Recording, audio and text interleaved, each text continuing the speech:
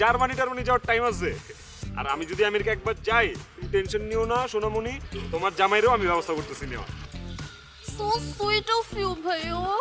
কিন্তু শোনো না, আরেকটা কথা আছে। আমার না দেনমোহর 50 লাখ টাকা। বুঝছেন?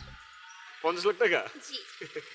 এটা আমি আমার মানে হবু বউরে বলছি যে আমার একটা ফ্রেন্ড আছে, ওর কাবিন কিন্তু 50 লাখ টাকা হবে।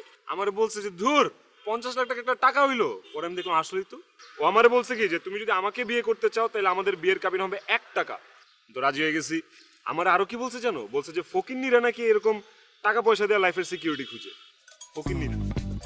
আমি শুনে অবাক হয়ে গেছি, বাহ আমার কপালে এত ভালো মেয়ে জুটতেছে। তাই?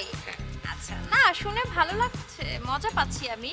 বড় লোকের মেয়েকে বিয়ে করছেন, শ্বশুরের টাকায় বিজনেস করবেন, শ্বশুরের বাসা দেখবেন, শ্বশুরের টাকায় বিদেশে যাবেন, তাই না? ভালো তো।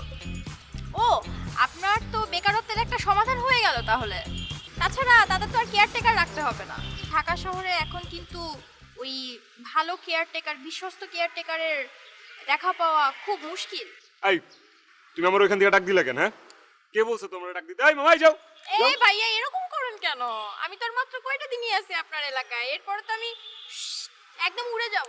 উইরা যাও মন চেয়ে মইরা যাও। তোমার এই এলাকায় কয়েকদিন কেন, একদিনও থাকা দরকার নাই। এই মামাই যাও। আরে ভাইয়া, আরে এমন করেন কেন? ভাইয়া আমার বিয়েতে আসতে